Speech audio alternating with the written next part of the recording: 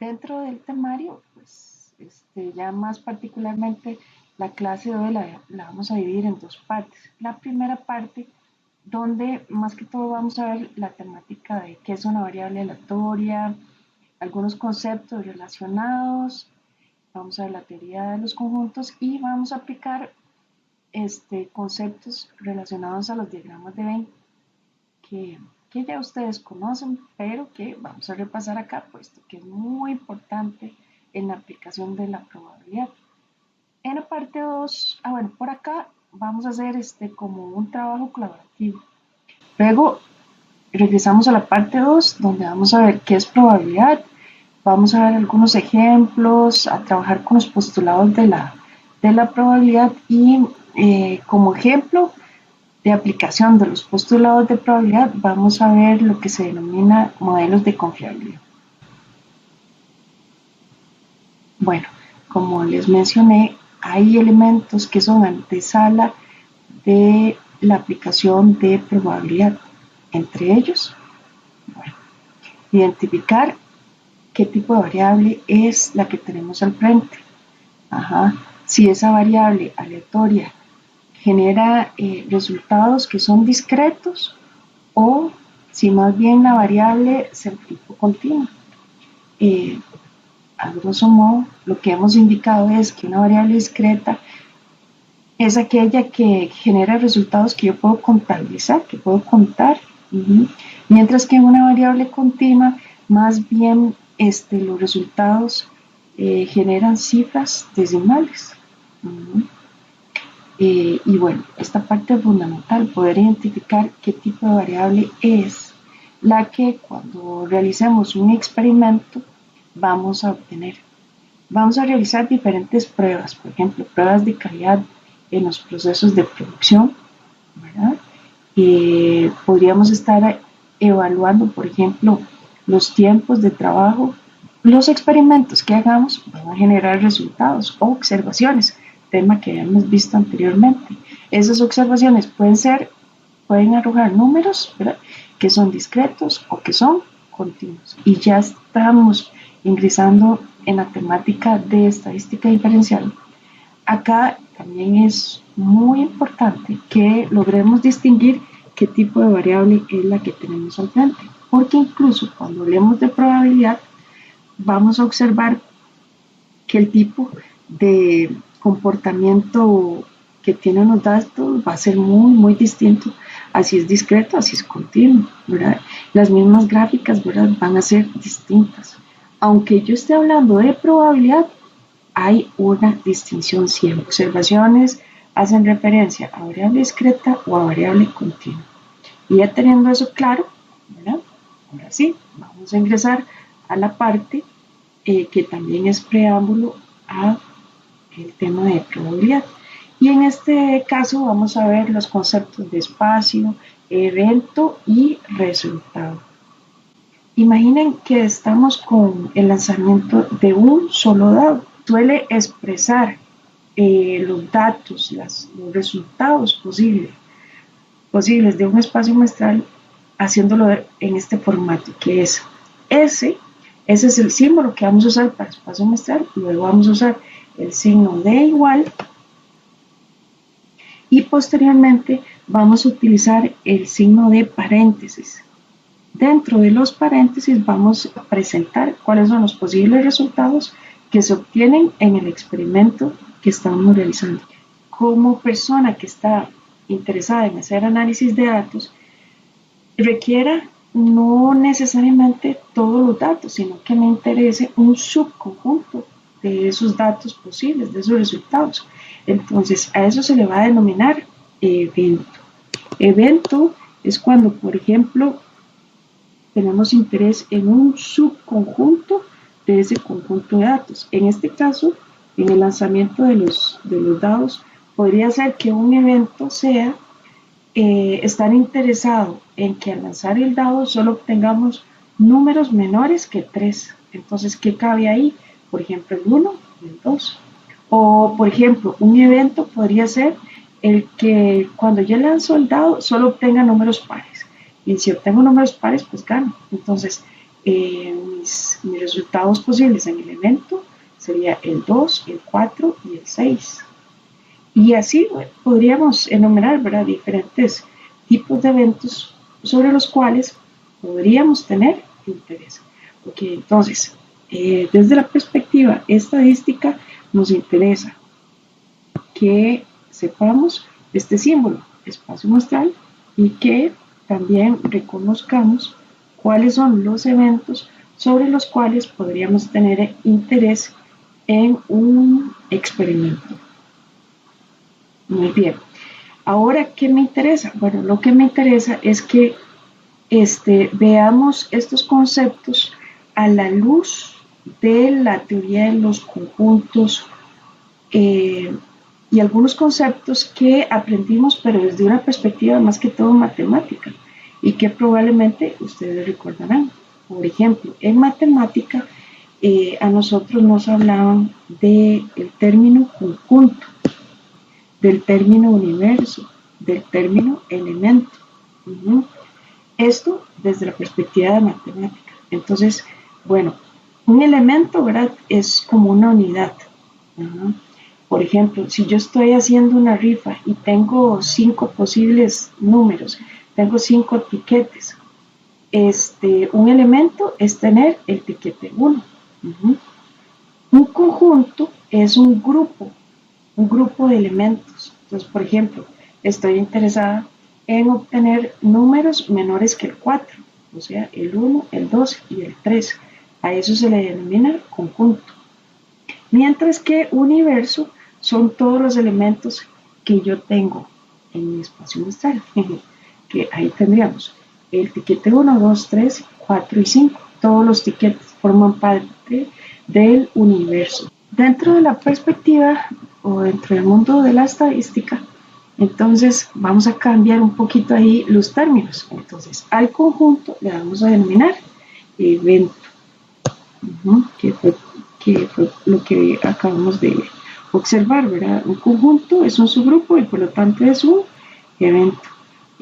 A lo que antes denominábamos universo, ahora le vamos a denominar espacio muestral.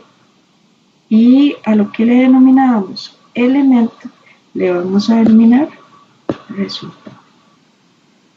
Entonces, como ejemplo, supongamos que tenemos pues una cajita con bolas, ¿verdad? Y dentro de estas bolitas tenemos en total pues, 11 bolas. Cada una de ellas les vamos a asignar un número, desde la número 1, la 2, la 3, la 4 y hasta llegar a la número 11.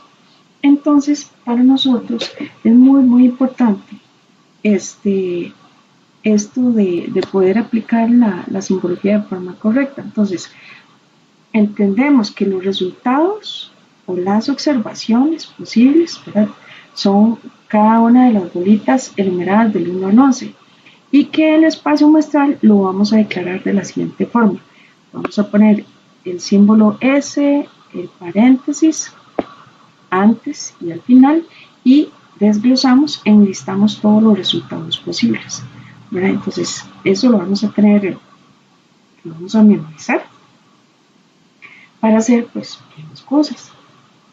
Muy bien, entonces, ese es como el preámbulo. Ahora vamos con el tema de diagramas de Venn y conceptos respecto a la teoría de los conjuntos. Este tema fundamental. Yo sé que algunos de estos conceptos de pronto ya los venimos manejando, pero la idea es recordarlos porque los tengo que tener muy presentes al momento de que yo maneje probabilidades. Y vamos a mostrar todos esos elementos a través de un diagrama de Venn. Entonces, ¿qué es lo que hace el diagrama de Venn? El diagrama de Venn lo que hace es lo siguiente. Coloca un rectángulo o un cuadrado, ¿verdad? Y dentro de este cuadrado están todos los posibles resultados o las observaciones de mi espacio muestral. Entonces, coloco un cuadrado y a la par le voy a poner la S de espacio muestral. Lo que hemos dicho es que en un espacio muestral hay eventos que eventualmente nos interesan. Entonces, por ejemplo, aquí tenemos el evento A, que tiene varios resultados posibles. Y por acá, por ejemplo, tenemos el evento B. Entonces, de esta forma, a través de un diagrama de Venn, puedo mostrar un espacio muestral y puedo mostrar la forma en que se presentan los eventos. ¿Okay? Eso es en términos de gráfica. Ahora sí, vamos a los conceptos. Primer concepto. Entonces, ¿qué es lo que nos está diciendo este concepto? Lo que nos dice es que en una intersección yo tengo justo en esa intersección elementos que son comunes a un evento y a otro evento. Dentro de esa intersección están todos aquellos elementos que pertenecen tanto a un evento como al otro, o en la teoría matemática a un conjunto y a otro conjunto. ¿Qué me interesa aquí rescatar? Me interesa rescatar algo fundamental para poder hacer cálculos posteriormente, y es lo siguiente. Cuando hablamos de una intersección, nos vamos a acordar que una palabra que se asocia a una intersección es la palabra y. Entonces, cada vez que, por ejemplo, en un enunciado estadístico se quiera calcular una probabilidad y nos hablen de y, típicamente este y está asociado a una intersección. Entonces, esto no lo olvidamos. Siempre que nos hablen de y, es una intersección. Ahora, al momento, digamos, de escribirlo, lo hacemos de la siguiente forma. Evento 1, intersección, evento 2. También lo podríamos expresar como E2, intersección, E1. Entonces, el orden de los factores no altera el producto. O sea, E1 puede estar adelante o puede estar de último. Que estamos expresando exactamente lo mismo. Aquí lo que nos interesa es que hay un símbolo de intersección que ocurre entre dos eventos. Ahora, la intersección podría ocurrir entre más eventos, pero bueno, vamos poco a poco. Entonces, en este ejemplo, se demuestra acá el espacio muestral, que es un cuadrado. Y estos puntos vienen a ser como los elementos que tengo disponible dentro de mi espacio muestral. Ok, entonces, un evento es A, ¿verdad? Es este cuadrado azul, que lo puedo hacer en términos de cuadrados o lo puedo hacer vía un círculo, ¿verdad? O un triángulo, ¿verdad? Lo común es que nos hemos venido como adaptando mentalmente a que un conjunto se dibuja con círculos, pero no pasa nada, podemos usar la forma que queramos. Entonces esto sería A intersección B. Siguiente concepto. Entonces, obsérvese un término muy interesante acá, y es que nos indican que la unión considera a todos los elementos que pertenecen tanto a un conjunto como al otro conjunto. ¿Y cuál es la palabra clave? La palabra o. O se asocia con el concepto de unión. Cada vez que en términos de probabilidad nos hablan de un O, entonces vamos a recordar que aquí debemos de hacer uso del concepto de unión. Y pasa lo mismo en términos de simbología y su colocación con el caso de intersección. Puedo colocar E1 antes del símbolo de unión o puedo colocarlo después. Que estoy expresando exactamente la misma cuestión. Veamos cómo se ve una unión. Una unión se puede ver como en este caso, donde tengo dos eventos, el evento A y tengo el evento B. Estos dos eventos están dentro de un espacio muestral S y, ojo, esto de color anaranjado representa A unión B. Es decir, yo estoy como sumando, ¿cierto? Porque estoy considerando todos los elementos que hay en A más todos los elementos que hay en B. O sea que A unión B es como una especie de suma.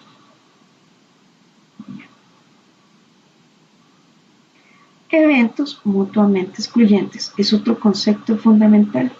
Dice que dos eventos, E1 y E2, son mutuamente excluyentes, o también la palabra disjuntos, si E1 o intersección E2 es igual al conjunto vacío. Entonces, esto es clave para nosotros. La intersección de los eventos equivale a cero, o sea, no existe, es vacío. Esto es, si E1 y E2 no tienen elementos en común o no pueden suceder en forma simultánea. Entonces, en ese caso, pues, la intersección equivaldría a cero. ¿Cómo se ve esto? Bueno, esto se vería como el caso X o como el caso Y. Los eventos no tienen ningún tipo de relación. Son eventos mutuamente excluyentes. Ok. Entonces, en este caso, tenemos 4 eventos dentro de nuestro espacio muestral y como se puede observar, ninguno de los 4 eventos comparte absolutamente nada entre sí, es decir, no hay elementos comunes entre uno y el otro. Un conjunto de sucesos mutuamente excluyentes definidos sobre algún espacio muestral se dice que es colectivamente exhaustivo si su unión es igual al espacio muestral. Entonces, si al sumar los eventos que hay en mi espacio muestral, ellos completan el espacio, se dice que tengo eventos o sucesos colectivamente exhaustivos. Veamos un caso. Acá tengo un evento, un conjunto que se llama B y tengo un evento o conjunto que se llama A. Ellos no están traslapados, no está uno encima del otro, sino que no comparten absolutamente nada entre sí, ¿verdad? A, esta es la barrera de A, ¿verdad? Que le divide de B.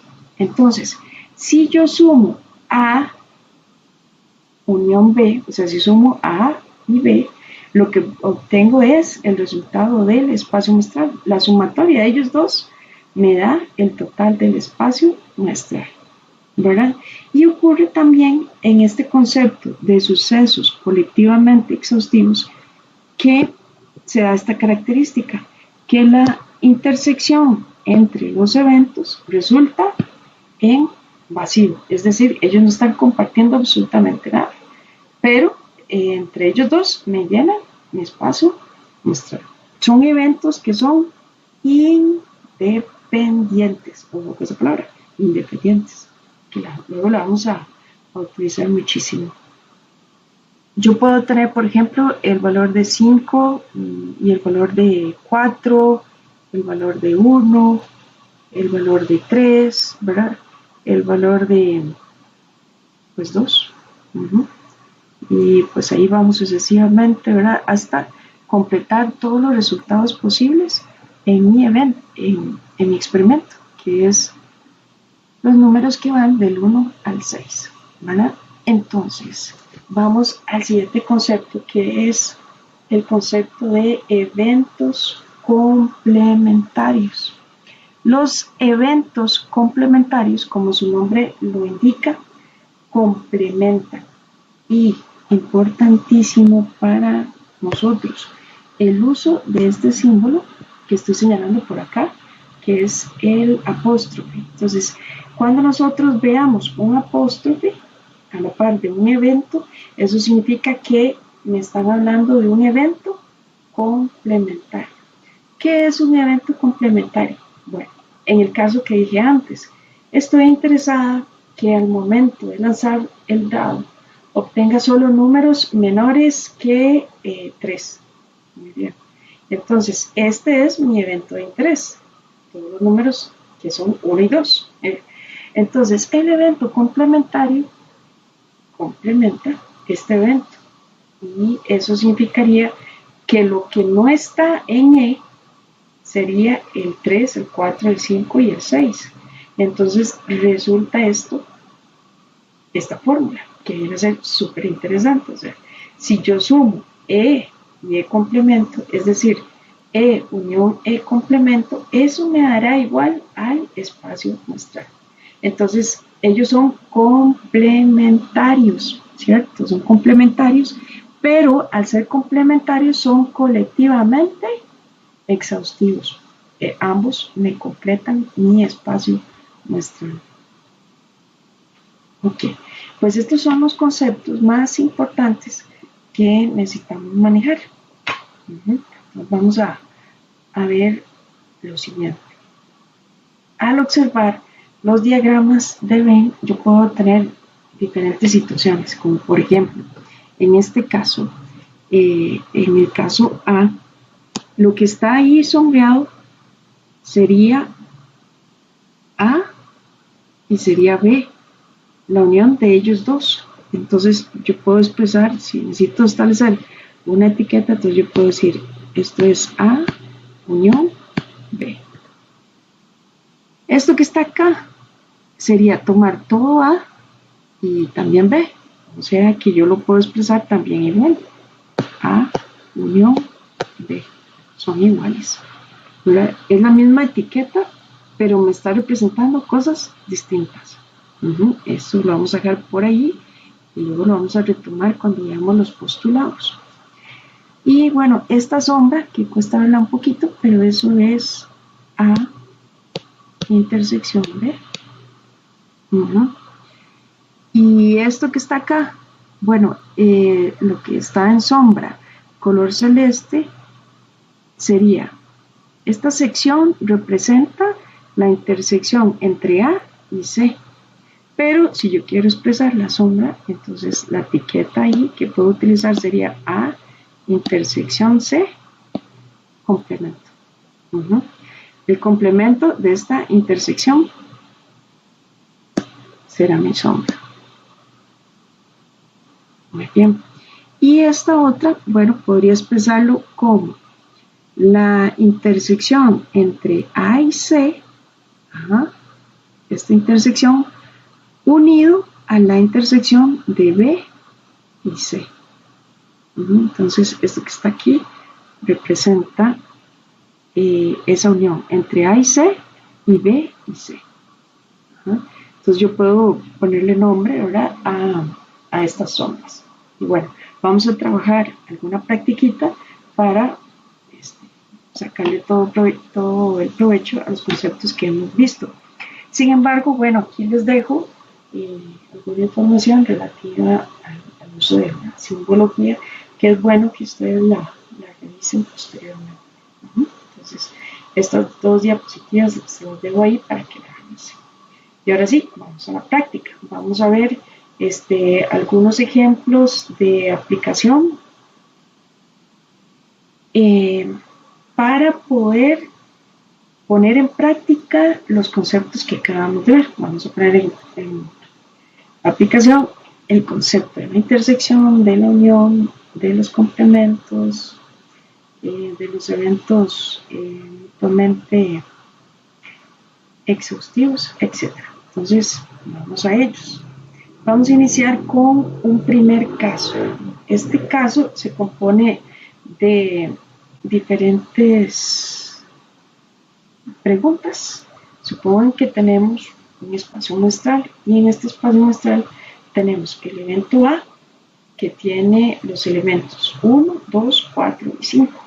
El evento B tiene los elementos 1, 3, 4 y 7. Y el evento C tiene el 1, el 2, el 3 y el 6. Fuera de estos tres eventos solo hay un elemento que quedó ahí por fuera, ahora quedó solito y es el 8.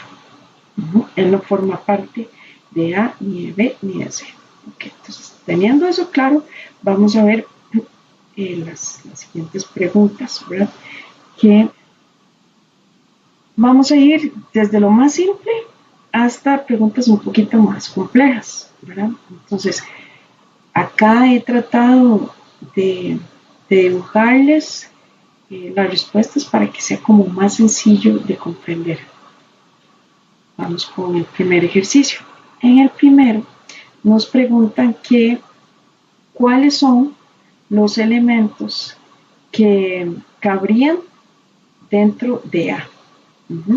¿Cuáles son los elementos que caben dentro de A? Entonces, observando la gráfica de diagrama de Venn, tenemos que dentro de A está el 1, el 2, el 4 y el 5. Entonces acá es muy simple. La respuesta sería decir que A igual paréntesis, y ahí está el elemento 1, 2, 4 y 5. Muy bien, veamos esta otra pregunta, la número 2. Dice, bueno, ¿y quién está en B? ¿Quién es B? Que acá no pasa nada, igual, viendo metodología.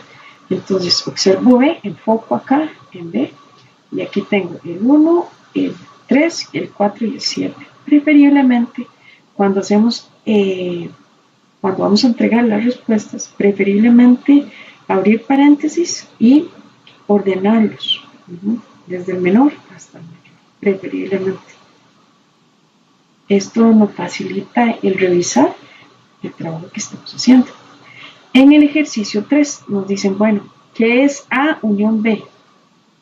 Bueno, A unión B en el diagrama enfocamos en A y luego enfocamos en B. A unión B suma todos los elementos que hayan en A y en B. Entonces el resultado sería 1, el 2, el 3, el 4, el 5 y el 7. Es decir, no cabrían en la lista ni el 6 ni el 8. La respuesta entonces es esta y no está ni el 6 ni el 8. Bien, siguiente pregunta sería la siguiente.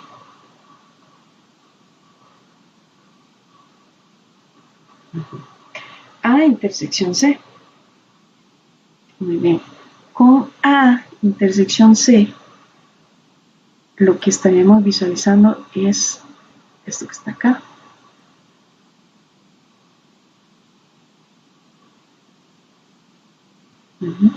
A intersección C sería observar A y observamos C. Como intersección implica elementos comunes, los únicos elementos comunes entre los datos que hay en A y entre los datos que hay en C es el 1 y el 2. ¿Ok? Está fácil. Bien. La respuesta sería, la intersección se representa con el 1 y el 2. Ok, vamos con el que sigue. En el número 5, bueno, en el número 5 nos indican A unión B unión C. Muy bien, entonces enfoco en los tres conjuntos y pues tengo que enlistar absolutamente todos los elementos menos el valor 8. Entonces enlisté todos los datos menos el valor 8. Bien. Vamos por acá. Número 6. Que en este caso nos dicen A intersección C intersección B. Recuerden que aquí el orden de los factores no del producto. Puede ser A, B, C o C, A, B, que es exactamente lo mismo. Entonces, ¿qué ocurre? ¿Cuáles elementos son comunes tanto a A como a B y a C? Únicamente el valor 1 es este número, el único que es común tanto al conjunto A, es común a B y también es común a C. Es el único elemento que cumple ese requisito de estar en los tres conjuntos. Entonces A intersección BC es igual a 1. Bien. Así. ¿Qué sigue? Entra nuestro término complemento. Entonces, por ejemplo, nos dicen, ¿quién es C complemento? Enfocamos entonces en C y enfocando en C, ahora no me interesa C, sino que en realidad lo que me interesa es observar todos aquellos elementos que no sean C, que no forman parte de C. Entonces, ¿quién está ahí? Está, por ejemplo, el 4, el 5, el 7 y el 8. Todo lo que esté por fuera de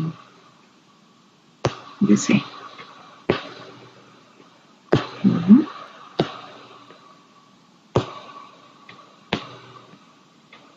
Estos serían los elementos que están por fuera. O sea, que tal vez viéndolo de esta forma, ¿verdad? Todos los elementos que están por fuera de C serían estos.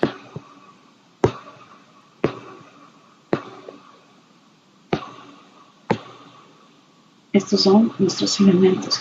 La respuesta sería 4, 5, 7, 8. Muy bien. Ahora nos preguntan, bueno, ¿quién es A intersección B complemento? Entonces, la intersección de estos dos, ¿verdad? Pero todo lo que está por fuera de esa intersección. Entonces, ubico la intersección entre A y B. Entonces, ¿qué es lo que me interesa? Bueno, aquí lo que me interesa sería el 5, el 2, el 6, el 3, el 7 y, no dejo perdido, el 8. Todo lo que está por fuera. Tal vez acá, ¿verdad? Lo que está aquí en el sector rojo sería la respuesta. Entonces tengo el 2, el 3, el 5, el 6, el 7 y el 8 como respuesta adecuada. Muy bien.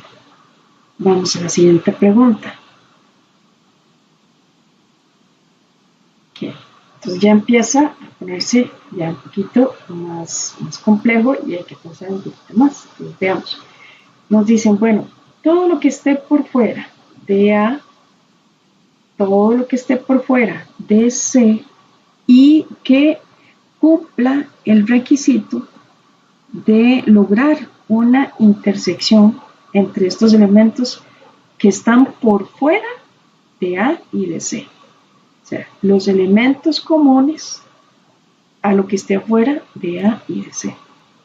Ok, entonces, observo lo que está por fuera de A, ¿verdad? Entonces, lo que está por fuera de A sería el 7, el 8, el 3 y el 6.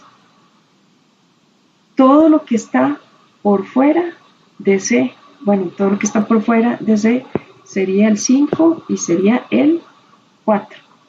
Pero, vamos para atrás, nos dicen que dentro de esos elementos, los elementos que sean comunes, porque están en intersección. Entonces, los elementos que están comunes, ¿verdad? Serían únicamente el 7 y el 8. Serían los que están cumpliendo ese requisito, ¿verdad? De estar tanto afuera de A como afuera de C. Son los únicos elementos que son comunes. Entonces, veámoslo tal vez aquí. Lo que está por fuera de C, lo que está por fuera de A y que está intersecado, ¿ok? Solamente el 7 y el 8. Entonces, la respuesta sería 7 y 8. Muy bien, vamos con la siguiente pregunta. Dice, bueno, todo lo que esté por fuera de A complemento, y que se una a C. Entonces, lo primero que voy a hacer es observar todo lo que esté por fuera de A. Y veámoslo acá en esta gráfica. Todo lo que está por fuera de A sería el 7, el 8, el 3 y el 6. Entonces, vamos a señalarlos.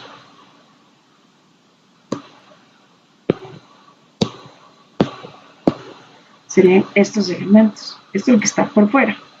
Pero luego nos dice, agréguele C. Entonces, al agregar C, entonces yo debo considerar este sector que está aquí.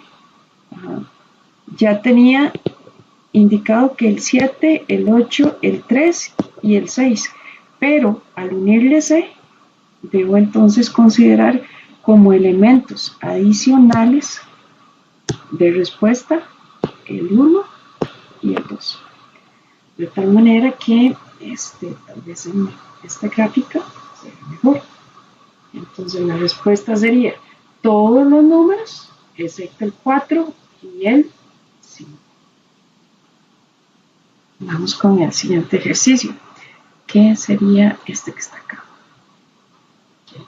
En este ejercicio nos dice lo siguiente, que entonces dice, lo que está por fuera de la intersección de A y B, unión con C.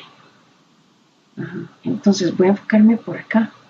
Lo que esté por fuera de la intersección de A y B. Entonces, lo que está por fuera de esta intersección sería específicamente el 5, el 2, el 7, el 3, el 6 y el 8. Pero me dicen agregándole C, sumándole C. Entonces, al agregar C, debiera de considerar esto que está aquí, este valor. Este valor viene a ser como un valor adicional a lo solicitado. Entonces, veamos. Lo que está por fuera de esa intersección sería todo esto que está aquí. Pero luego nos dicen, pero únale, agréguele C. Bueno, en C ya estaba contemplado el 3, el 6 y el 2. Ya estaban listos, pero me estaría faltando esto que también es parte de C. Entonces al agregarlo, me quedaría todo esto como respuesta. O sea, todos los números excepto el número 4. Todos los números excepto el número 4. Bien, siguiente ejercicio. Vamos con el número 12. Ok, más sencillo. Bueno, simplemente nos indica todo lo que esté por fuera de la intersección triple de los eventos A, B y C. Okay, entonces, todo lo que esté por fuera de esta intersección triple, en la intersección triple, tenemos el 1, ya lo habíamos visto. Entonces, todo lo que está por fuera sería como respuesta todos los números excepto el 1. Y vamos al siguiente. En este caso, nos dice, bueno, A unión B, complemento, intersección con C. Bien, entonces, en este caso, ¿verdad? Vamos a observar todo lo que esté por fuera de esta unión y luego lo intersecamos. Entonces, en la unión de estos dos eventos, pero no estoy interesada en lo que está aquí adentro, sino que estoy interesada en todo lo que esté más bien por fuera. Entonces, lo que está ahorita por fuera sería el 6 y tendríamos el 8. Entonces, todo lo que está por fuera de esta unión. Pero, vamos para atrás. Nos dicen lo que esté por fuera de esa unión, pero que tenga elementos comunes a C. Que tenga elementos comunes a C. Entonces, de estos dos, el único número que está dentro de C es el 6.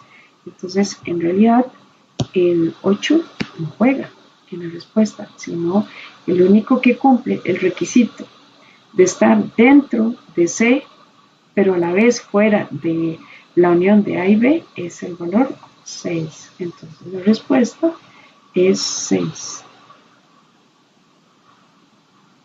Siguiente ejercicio. Okay. Muy bien, nos dicen, bueno, tomen la intersección de A, B y C. Y ahí recordemos que está solo el 1, ¿verdad? Y agréguele B intersección C, el complemento de esa intersección. Entonces, primero que nada voy a enfocar en esto, en lo que esté por fuera de B y C. Lo que está por fuera de B y C, que esté por fuera de esta intersección sería el valor el 5, el 4, el 7, el 2, el 6 y tenemos por ahí el 8. Estos todos los elementos que están por fuera. Pero luego nos dice, agréguele la intersección de A, B y C. Entonces, al agregarle la intersección entre los tres eventos, tendría que considerar el valor de 1. Tal vez aquí, más fácil lo vemos. Entonces la respuesta sería todos estos números que están sombreados, excepto el 3. Entonces ahí aparece como respuesta todos los números, excepto el 3. Bien. Y para finalizar este ejercicio, veamos el número 15, que es muy semejante al número 14. ¿Cuál es la diferencia? Vean que aquí lo único que cambia es este símbolo. En lugar de una intersección, vamos a utilizar una unión. Entonces, tomamos la unión de los eventos. Igual voy a enfocar primero aquí y luego le agrego esto. Entonces, ojo. Tomo la unión de estos dos eventos, de B y C. Entonces, lo que está por fuera de esta unión sería el valor 5 y también tendría el 8. Y entonces, ¿qué es lo que me dicen? Bueno, agréguele la intersección triple. Entonces, al agregar la intersección triple, debo de considerar el 1. Entonces, y acá lo vemos tal vez. La respuesta sería el 5, el 8 y el 1. Esto es lo que estaría ahí como respuesta. 1, 5 y 8. Muy bien. Entonces vean este ejercicio. Nos dice, un grupo de 20 son ingenieros industriales, 15 ingenieros mecánicos y 15 ingenieros civiles. De ellos, 5 son industriales y mecánicos, 6 son industriales y civiles, 4 son mecánicos y civiles y 3 tienen las 3 profesiones. Nos hacen 2 preguntas. ¿Cuántas personas tienen una sola profesión? O sea, ¿cuántas personas son solamente industriales? ¿Son solamente mecánicos? ¿O solamente civiles? En la pregunta 2 nos dicen cuántas personas son ingenieros civiles o industriales. ¿Verdad? Okay. Entonces, vamos a ir desplegando este ejercicio. ¿Qué es lo primero que tengo que entender? Bueno, ¿cuántos eventos están involucrados en el ejercicio? En este caso, en realidad, son 3. Un evento que me va a representar a la gente que corresponde a ingenieros industriales. Otro evento será los mecánicos y otro evento la gente que tiene ingeniería civil. Pero al observar la redacción me doy cuenta que hay intersecciones. Hay intersecciones, o sea, hay gente que tiene la característica de haber sacado 2 carreras. Son no solo industriales, sino que también son mecánicos. Pero también tengo gente que es industrial y también son civiles. Y también tengo gente que es mecánico y que es civil. Y hay incluso hasta personas que se han dedicado a estudiar toda la vida y son las 3 cosas: industriales, mecánicos y civiles. Entonces eso significa que estos eventos no son mutuamente excluyentes, sino que hay algún grado de intersección entre ellos. Entonces, una vez que ya mentalizo la situación, ahora sí, me dedico a hacer un diagrama. El diagrama de Venn es uno de los instrumentos de 3 que vamos a ver en el curso. Tenemos 3 instrumentos para poder resolver ejercicios de probabilidad. Entonces, bueno, agarramos el diagrama de Venn y lo dibujamos. Acá tengo la gente que son industriales, la gente que son mecánicos y aquí la gente que son civiles. Entonces, teniendo claro eso, Sé que hay 20 en total que cumplen el requisito de ser industriales, 15 mecánicos y son 15 que son civiles. Ahora sí, voy a ir desmenuzando el ejercicio. Entonces, voy a arrancar por aquí. Esta es la clave del ejercicio, donde nos dicen que 3 tienen las 3 profesiones. Entonces, este valor 3, ¿verdad? Voy a ubicarlo acá. Hay 3 personas que cumplen el requisito de tener las 3 profesiones. Arranco aquí. Este es el primer número que tengo que poner. ¿Ok? Entonces, voy del fin, en este caso, hacia el principio. Entonces, la siguiente información que me dan es, usted tiene 4 personas que son mecánicos y civiles. Entonces, voy a poner acá un 4 y sé que hay 4 personas que son mecánicos y civiles, pero resulta que hay 3 que yo ya tengo, que ya tengo considerados, que tienen la característica de ser mecánicos y civiles. Lo que pasa es que estos 3 también sacaron la carrera de industrial. Entonces son mecánicos y civiles. Eso significa que si tengo 4 personas en total, por aquí voy a tener un 1, ¿verdad? Que corresponde a la cantidad necesaria para poder completar el valor de 4. Entonces por ahí tenemos 1. Bien. Ahora sí. Otro dato que me dan, dicen, bueno, tengo 6 que son industriales y civiles. Entonces eso significa que en la intersección de industriales y civiles tengo 6 personas. Por lo tanto, aquí tengo que tener un valor de 3 para poder completar estos 6. Sigo con la siguiente información. 5 son industriales y mecánicos. Entonces, acá esta intersección tiene que completar 5. Ya tengo 3. Entonces, aquí estaría haciendo falta tener un 2. Y entonces ya con esta información puedo completar, ahora sí, el panorama de mi ejercicio, teniendo las intersecciones que son dobles, la que es triple. Entonces ya ahora sí puedo determinar lo que me está haciendo falta, que sería cuántos serían industriales en este sector que tienen solamente el haber sacado la carrera industrial. Pues serían 12, porque 12 más 2 más 3 me da 20.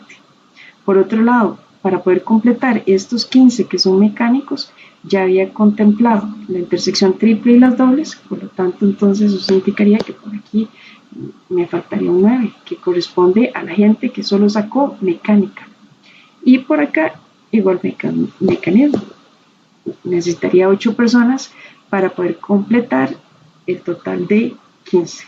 Muy bien, entonces ahora sí, ya tengo mi diagrama de Venn debidamente considerado y también puedo observar que en la información del ejercicio no me dan información de que haya gente que no haya sacado una profesión ahí diferente, solamente se enfocaron en gentes que estudiaron estas 3 carreras, así es que por aquí afuera no tengo nada más.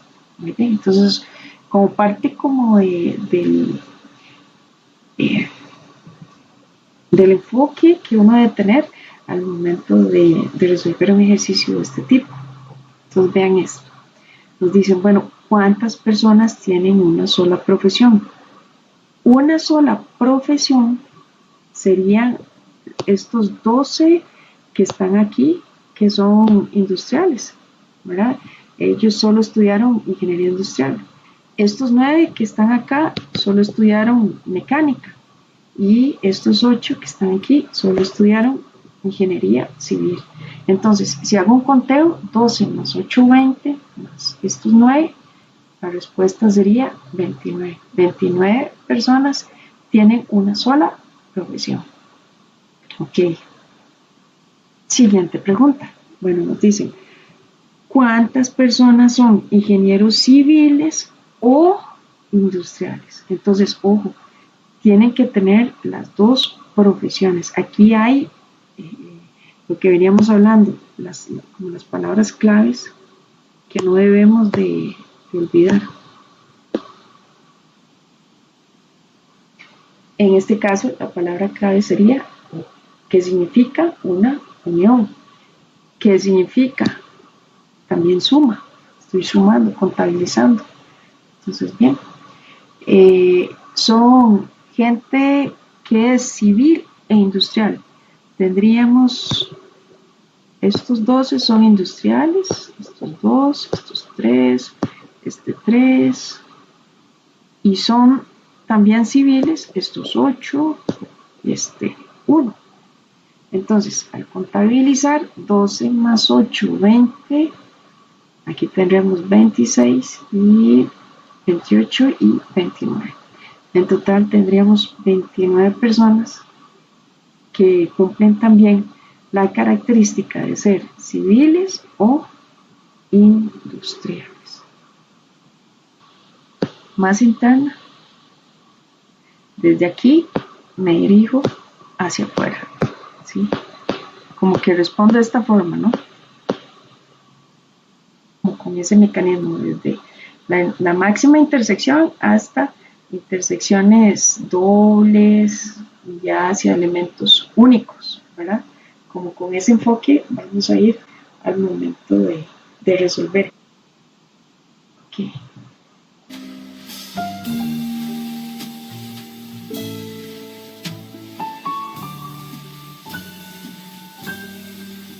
Probabilidad.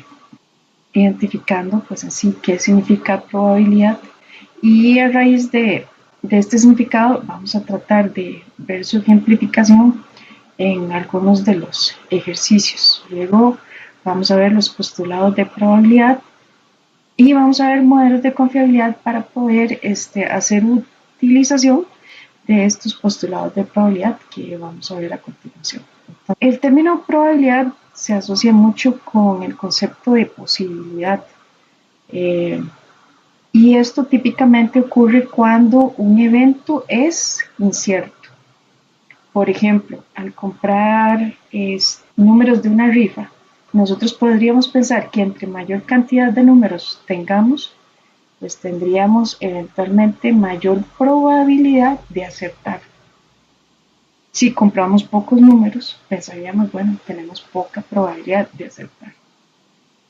Y la probabilidad va muy relacionado con el tema de certeza. Significa que necesariamente algo va a ocurrir. Por ejemplo, puedo comprar 99 números de la rifa, sale justo el número que no compré. Y bueno, qué mal, porque compré 99, pero no acepté. Y aunque mi probabilidad era muy alta, no logro el cometido. El concepto de probabilidad es muy bueno para nosotros porque nos ayuda a dirigir las decisiones que tomemos en una organización. Entonces, de ahí la importancia de que en nuestra vida profesional utilicemos de forma constante esta terminología. La probabilidad es un número que debe cumplir con ciertas condiciones o propiedades matemáticas. Esto es con algunos principios que nosotros vamos a ver a continuación. Es un valor numérico que se asocia a un evento. Ojo, que el concepto de evento o suceso es algo que ya venimos hablando en la primera parte. Un subconjunto dentro de un espacio muestral. Y entonces ahí nosotros podríamos estar pensando en la probabilidad, por ejemplo, de que el evento A suceda dentro del espacio muestral.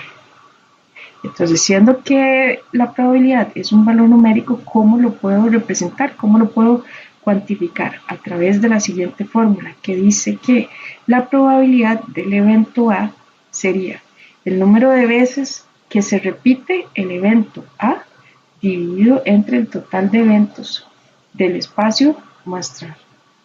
En forma resumida, sería la cantidad de resultados posibles que yo tengo dentro del evento A. Esto sería A, la sombra blanca sería A, dentro de todo lo que significa para nosotros el espacio muestral, donde están todos los elementos posibles del experimento.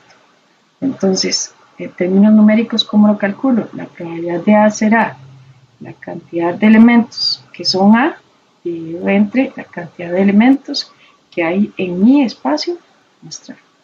Y teniendo claro esto, podríamos ahora sí tratar de razonar un poquito más esta parte a través de los siguientes ejercicios. Supongan que vamos a lanzar dos monedas.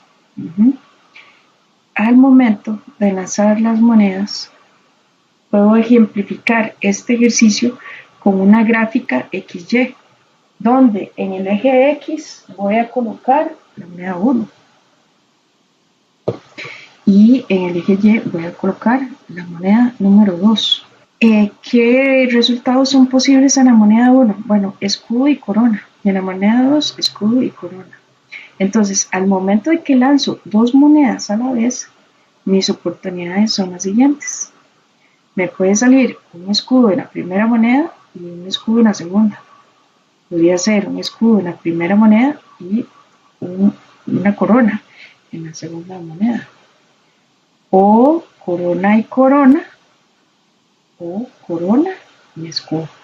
¿Verdad? Entonces, en realidad, mi espacio muestral estaría conformado por un total de cuatro elementos, 4 resultados posibles. S sería igual a 4. Entonces, bueno, yo podría preguntarme, bueno, ¿cuál es la probabilidad que yo tengo al momento de lanzar las dos monedas de obtener escudo y escudo? Ajá, escudo y escudo. Entonces, al observar mi panorama, en realidad la probabilidad de tener escudo y escudo sería este caso, sería descrito por este caso. Es decir, yo solo tengo una oportunidad de 4. Una oportunidad de 4. Pero si, por ejemplo, me dicen, bueno, ¿cuál es la probabilidad de corona y escudo? Entonces, puede suceder esta situación variando el orden. Puede ser que en la moneda 1 salga una corona y en la moneda 2 un escudo. O al revés. Entonces, ¿cuáles son estas posibilidades? Bueno, esta que está acá, corona y escudo, o escudo y corona. Es decir, tengo un total de 2 posibilidades dentro de un total de 4 que existen en mi espacio muestral. Y entonces vean que de esta forma logro definir mi probabilidad.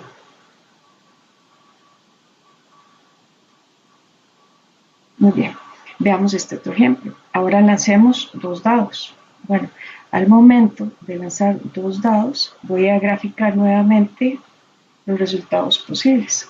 En el eje X estoy colocando el dado 1, en el eje Y estoy colocando el dado 2. Entonces, tengo 6 opciones en el dado 1 y 6 en el dado 2. O sea, que al final, si yo contabilizo todas estas oportunidades, tengo un total de 36 opciones. ¿Que cómo lo obtuve? Sería el espacio muestral está definido por 6 multiplicado por 6, es decir, tengo 36 opciones diferentes de resultados al momento de sacar un dado y otro dado. Entonces, por ejemplo, al lanzar los dos dados, ¿cuál es la probabilidad de que al ver el resultado en el dado 1 y ver el resultado en el dado 2, esa sumatoria resulte en un número menor o igual a 5? Este elemento, que es un resultado posible, significaría que en el dado 1 obtuve un 1 y en el dado 2 obtuve un 1. O sea que mi respuesta sería 2. 2 cabe dentro del evento de lograr tener un número menor o igual a 5. Entonces yo diría, bueno, ¿y cuántas otras opciones tengo disponible de forma que se cumpla esta posibilidad? Serían las siguientes. Todas estas que están acá. Ajá. ¿Por qué? Porque al sumar, por ejemplo, un 1 más un 4, aquí ya tengo 5. pero este no cabe porque si sumo 1 y 5 ya 6. Entonces no cumplo con esta característica de que la sumatoria sea menor o igual a 5. Entonces todos estos que están acá en círculo son mis opciones posibles. Al contabilizar los resultados que caben dentro de este evento, tengo 4 más 3 más 2 más 1, o sea, tengo 10 de un total del espacio muestral equivalente a 36. Entonces 10 cumplen con esta característica de este evento que estoy describiendo.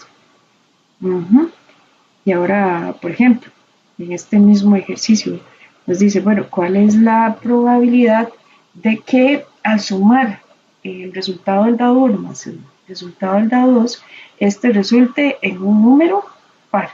Entonces, por ejemplo, acá esta opción sí cabe, porque 1 más 1, 2. Esta no, porque me resultaría un número par. 3 y 1 sí cabe, es un número par. 5 y 1 es un número par. 2 y 2 sí es posible. 4 y 2 es posible, es un número par. Y 6 y 2 es un número par. Entonces, si voy así sucesivamente, al final resulta que la mitad de mis opciones resultarán en números pares, o sea que la sumatoria me daría, tengo 18 elementos dentro de 36 que cumplen la característica que estoy estableciendo en mi evento. Si esto es así, pues obviamente tengo exactamente la misma probabilidad de que salgan números cuya sumatoria es impar. Muy bien. Hemos entendido cómo cuantificar la probabilidad. Hay ciertos postulados que no vamos a olvidar. Esto es clave, es importantísimo recordarlo en todos los análisis estadísticos que hagamos dentro de lo que es estadística inferencial. Estos postulados siempre se cumplen y son, digamos, la base de la probabilidad.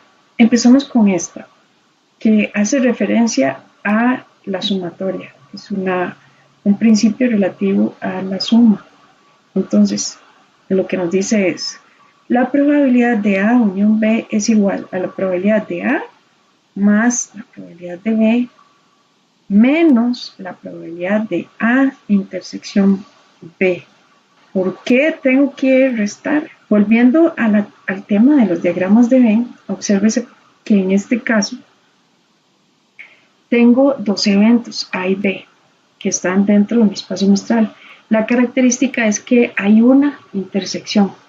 Entonces, si yo quiero saber cuánto es esta sombra que está acá, entonces lo que voy a hacer es decir, bueno, la probabilidad de A unión B sería tomar todo lo que es A, la probabilidad de A, que sería esta sombra que está acá.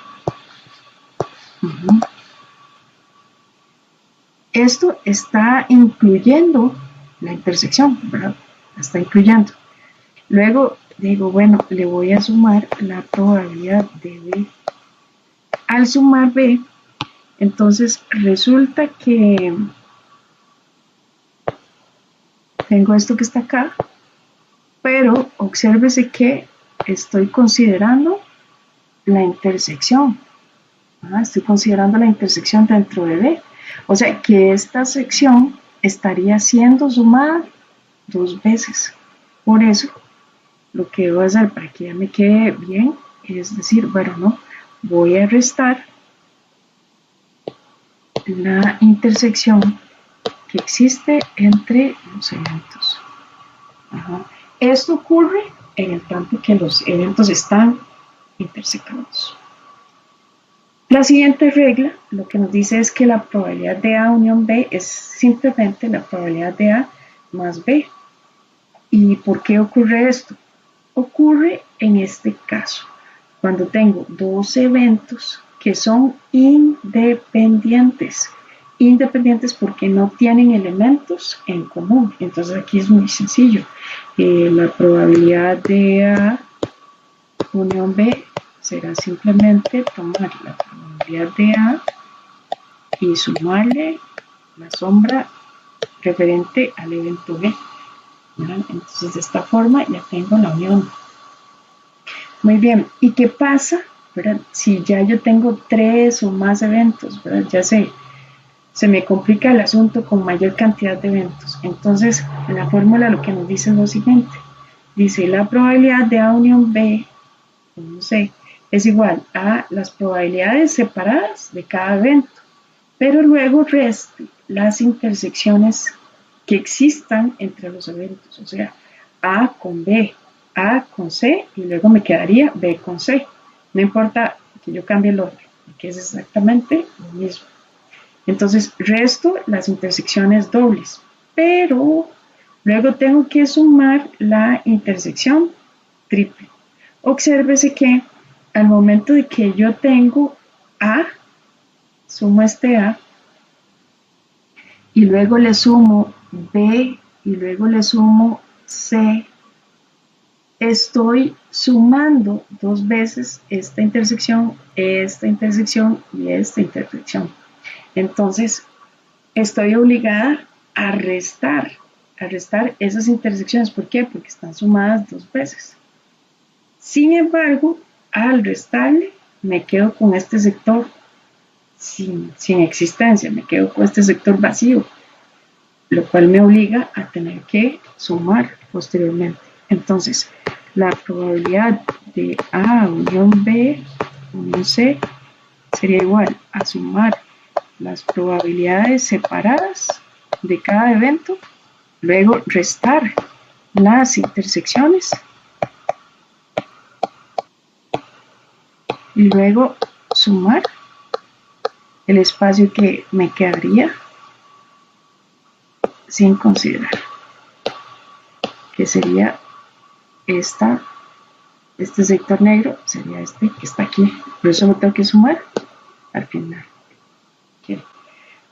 ¿Qué pasa con 4 eventos? Entonces, con 4 eventos, la metodología es muy similar.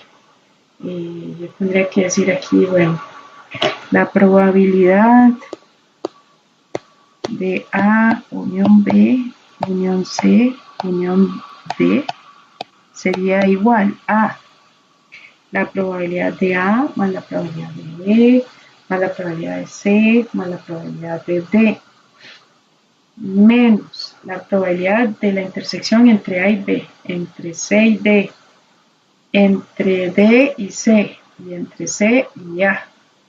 ¿Ok? Y luego tengo las intersecciones triples. Entonces, bueno, ahí tendría que ver si resto o qué hago, ¿verdad? Entonces, es parte, digamos, de lo que yo quiero que ustedes hagan como tarea, ¿sí? Un postulado adicional nos lleva a la siguiente regla. Dice que la probabilidad del evento A, refiriéndose a cualquier tipo de evento, es un valor que está entre 0 y 1. Entonces, aquí no se vale que yo tenga probabilidades negativas, no puede ser nunca. O sea, si en un cálculo a mí me resulta un valor negativo, hay algo que está mal planteado. Pero tampoco se valen valores superiores a 1. Ahora, yo podría presentar las probabilidades en términos de porcentajes y decir que la probabilidad es un valor que está entre 0 y el 100%. Eso es cuestión de gustos, Nosotros los resultados en los ejercicios los vamos a plantear con respuestas que estén entre 0 y 1. Muy bien. La probabilidad del espacio muestral es equivalente a 1. Ok, vamos a ver por qué esto es así. Entonces, lo que nos dice estas 2 reglas es lo siguiente. Nos dice que la probabilidad de A, ¿verdad?, es un valor que siempre tiene que estar entre 0 y 1, ¿verdad? Entonces puede tener ahí cualquier valor. Pero si hay algo que es fundamental es que si al obtener la sombra total de todos los elementos que existen en mi espacio muestral, esa probabilidad tiene que ser igual a 1. Esa sumatoria tiene que ser siempre 1 y tiene que ser exacto, no puede ser que nos dé .9999, ni tampoco 1.0001, no, tiene que ser 1 exacto. Si esto no lo cumplimos, estamos mal, ¿verdad? Entonces tenemos que asegurarnos cumplir de forma adecuada esta regla, porque es una de las fundamentales. Debo de cumplir que la probabilidad de mi espacio muestral es igual a 1. Supongan que estoy lanzando un dado, entonces únicamente un dado. Entonces, al lanzar el dado, yo podría obtener como valor, por ejemplo, de respuesta, acá un 1, ¿verdad? Entonces, un 1 de 6 caras que tiene el dado. Entonces, la probabilidad de 1 es un sexto. La probabilidad de sacar un 2, bueno, la probabilidad de sacar un 2 igual sería una cara de 6 caras disponibles. Y bueno, y ahí podría seguir, ¿verdad? Con la probabilidad de obtener un 3, la probabilidad de obtener el 4, la probabilidad de obtener el 5, la probabilidad de obtener el 6. En todo caso, siempre mi probabilidad es de un sexto. Si yo hago la sumatoria, la probabilidad de mi espacio muestral resulta en un valor exacto, resulta en un valor de 1. Entonces estoy cumpliendo, por un lado, ¿verdad? El hecho de que un evento, la probabilidad de un evento sea un valor que está entre 0 y 1, cualquiera de los eventos. Y además de eso estoy cumpliendo la regla de que mi espacio muestral de ponerle atención a ese detalle. Obviamente la probabilidad de algo que no existe es igual a 0. Y la probabilidad de que un evento A, en el tanto que él sea su conjunto de B, será igual a un valor que es menor a la probabilidad de B, menor o igual a B. Y por otro lado, el concepto del complemento. Veanlo aquí. Tal vez en la diapositiva, tal vez está ahí como estamos utilizando la C para referirnos al complemento. Esto significa complemento y esto complemento. Entonces, ¿por qué esto es así? Bueno, básicamente por la siguiente razón. En el diagrama de Venn, tenemos A y todo lo que está por fuera es A complemento. Okay, entonces, A y B son dos eventos que son colectivamente exhaustivos. ¿Por qué? Porque si los sumo, me resultan en el espacio muestral. Entonces, ahora ya no voy a hablar como de conjuntos, como ya estoy utilizando el término de probabilidad, vamos a hablar de esta forma. La probabilidad del espacio muestral sería igual a la probabilidad de A más, en este caso, unión la probabilidad de A complemento. ¿Qué hemos aprendido? Que la probabilidad del espacio muestral siempre es 1. Entonces 1 es igual a la probabilidad de A más, porque la unión es suma, más la probabilidad de A complemento. Entonces, ¿qué es la probabilidad de A? Bueno, la probabilidad de A podría ser 1 menos la probabilidad de A complemento. E igualmente al revés. Ajá. Ese postulado, pues, lo hemos aprendido en el tanto, ya entendemos el concepto del complemento. Ok, y estos pues son los postulados más importantes y que debemos de tener siempre presente para poder hacer cálculo de probabilidades. Nos sirve en el curso de estadística traer los modelos de confiabilidad porque nos permite repasar los postulados que acabamos de ver. Entonces, para trabajar los modelos de confiabilidad utilizamos los diagramas de bloques. Es la estructura que utilizaremos en los diagramas. ¿Qué me representa el rectángulo? El rectángulo, así, pues a modo general, es la probabilidad de funcionamiento. Podríamos estar pensando en puestos de trabajo y cómo esas personas se desempeñan dentro de los puestos de trabajo. Podría ser que una cajita de estas, un bloque de estos, sea un proceso, porque tenemos varios procesos dentro de nuestra empresa. Podría ser una actividad, podría ser una tarea, podría ser un componente, podría ser una máquina, que podríamos estar analizando. ¿Y qué es lo que queremos? Bueno, razonar cuánto es la probabilidad que tiene, por ejemplo, en el caso de componentes. Bueno, entonces, ¿cuál es la probabilidad de que funcione mi producto? Si todos los componentes que están dentro de él funcionan bajo una estructura X, entonces, ¿cuál es la probabilidad de que el producto funcione? Que esté disponible al cliente en el momento que lo requiere. Por ejemplo, las máquinas. Bueno, ¿cuál es la probabilidad de que una máquina en particular funcione? Considerando que hay tiempos de falla. Entonces, reduciendo esos tiempos de falla, ¿cuánto es el tiempo que típicamente funciona? Y resulta que en mi sistema de producción no solo tengo una máquina, sino que tengo varias. Entonces, ¿cuál es la probabilidad de que mi planta, considerando todas esas máquinas, funcionen a la vez? Puedo mezclar diferentes modelos interesantemente, ¿verdad? Acá en el curso nosotros vamos a enfocarnos en tres de estas estructuras. ¿Para qué? Bueno, para que nos sirva de repaso. El sistema en serie, el paralelo y el parcialmente redundante. Un modelo parcialmente redundante, como se observa, parece un sistema paralelo. Okay. Vamos a ir poco a poco con cada uno de estos modelos y ya observándolos desde una perspectiva de probabilidad de funcionamiento. Entonces vamos a empezar con el modelo en serie.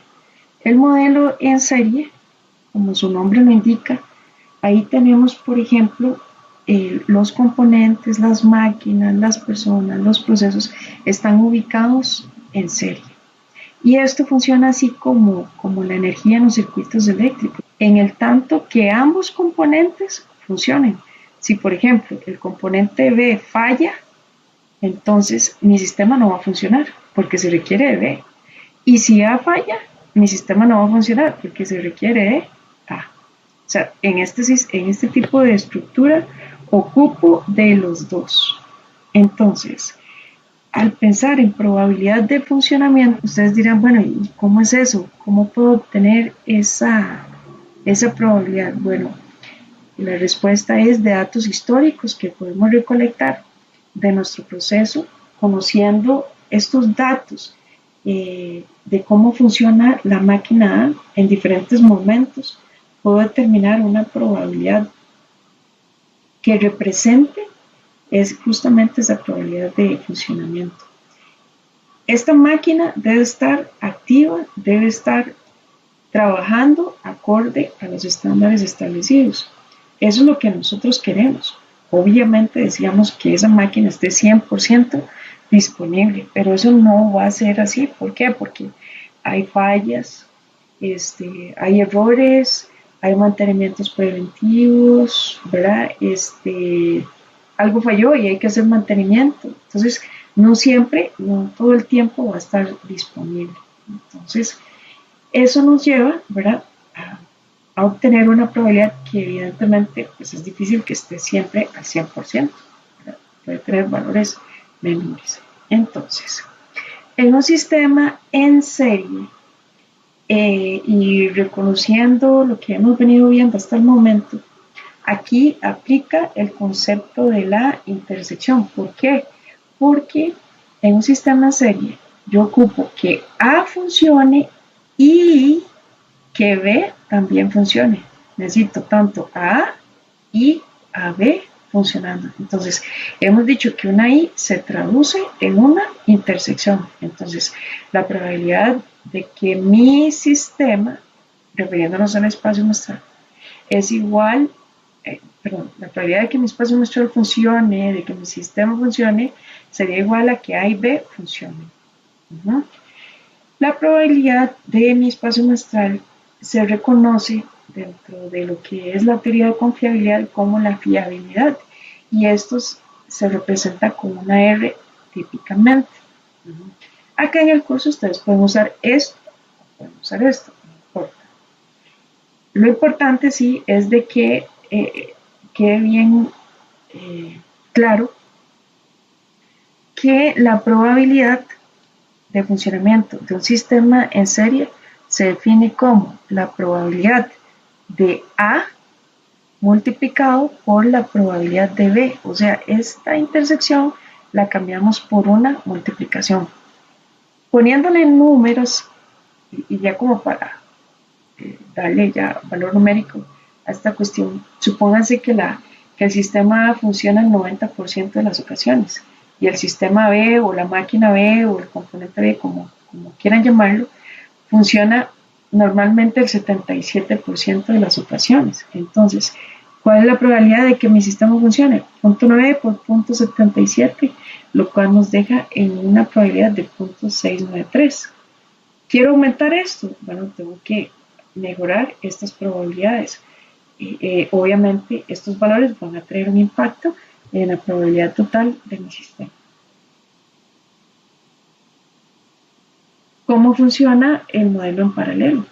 Bueno, el modelo en paralelo ocurre cuando tengo dos componentes. Como su nombre lo indica, están en paralelo. Y recordando un poquito ahí la parte de, igual de circuitos eléctricos, podríamos pensar que la energía fluye hacia acá. Ajá. Y se puede ir por acá y termina acá. O podría irse por este otro lado, por B, y terminamos acá. Entonces, ¿qué es lo que pasa en un sistema en paralelo? O funciona A o funciona B. Mi sistema funciona en el tanto que solo uno de estos dos componentes funcione. Me basta con que uno de los dos funcione. Entonces, ojo lo que he dicho.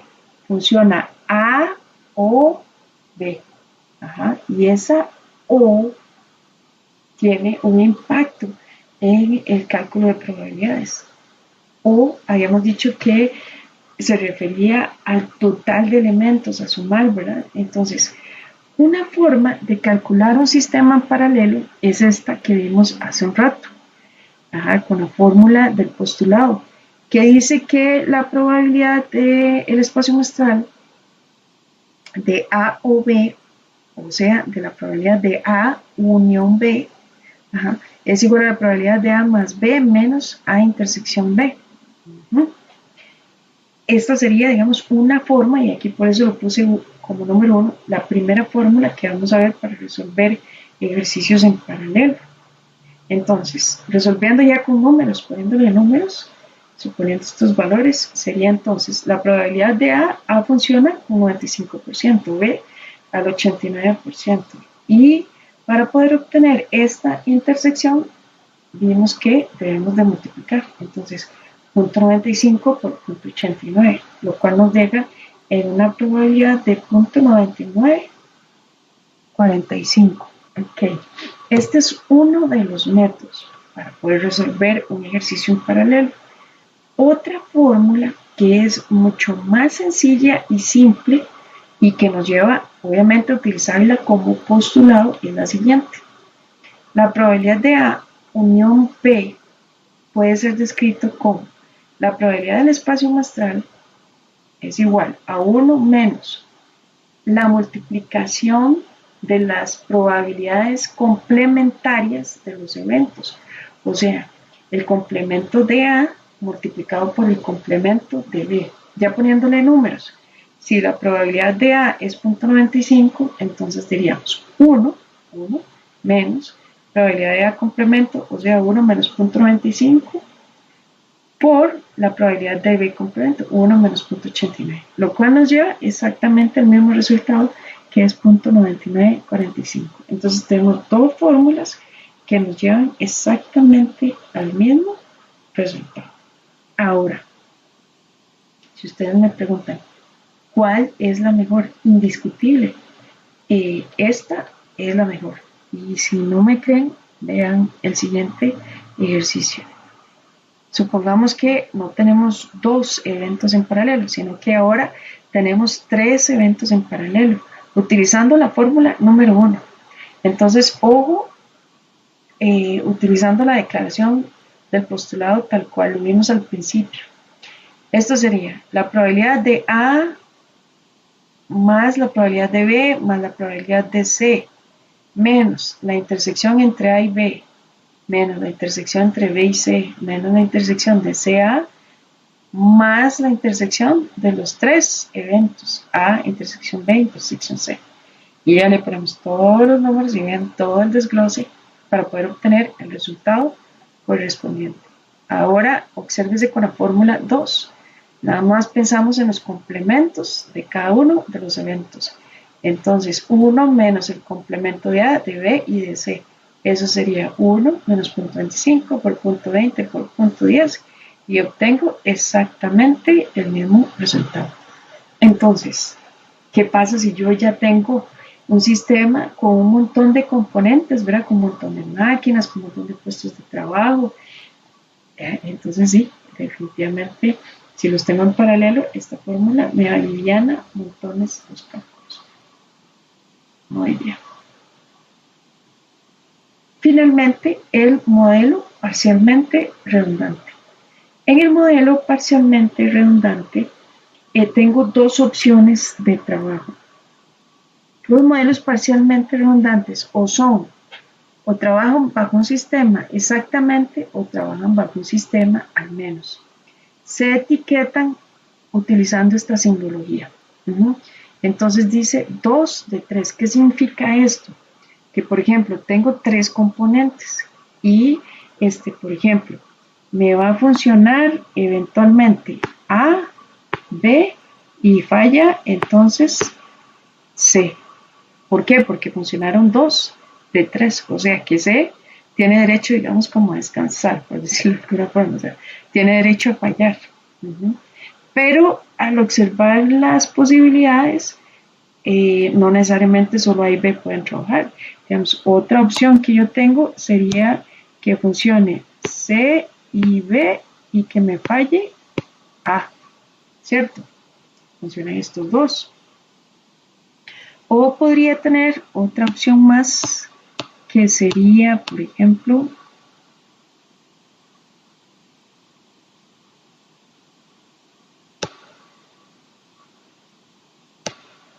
que me funcione A, que me funcione C y que me falle B, ¿verdad? En estas combinaciones podría darse el funcionamiento de este sistema. ¿Ok? ¿Qué significa exactamente? Bueno, que funcionan exacto 2 de 3 y no hay más. En cambio, si me dicen al menos, tiene que funcionar absolutamente estas opciones, pero también se da la posibilidad de que funcionen los tres a la vez. Vamos a ver ya con ejemplos para que ya nos quede como claro esa parte. Vean este caso. Tengo el caso parcialmente redundante, pero nos vamos a enfocar en el sistema exactamente. En este caso, en el sistema 2 de 3 exactamente, tengo estas probabilidades. Entonces, lo planteo de la siguiente forma. La probabilidad de mi espacio muestral es que A y B funcionen y C falle. Entonces pongo C complemento en el momento que C falle. O, entonces, ojo, uso el signo de unión. O existe la posibilidad de que funcione A y C y entonces que B me falle. O, entonces utilizo el signo de unión. Funciona B y C y tiene derecho a fallar A. Entonces A complemento. Ok, tomamos los números. A, 0.6. B es 0.8. Y C complemento sería el valor complementario de probabilidad de 0.9 sería 0.1 más A, 0.6, C, punto 9. B de complemento sería el complemento del punto 8, o sea, punto 2. La otra opción, funciona B, punto 8, funciona C, punto 9, y a complemento, el complemento de punto 6 sería punto 4.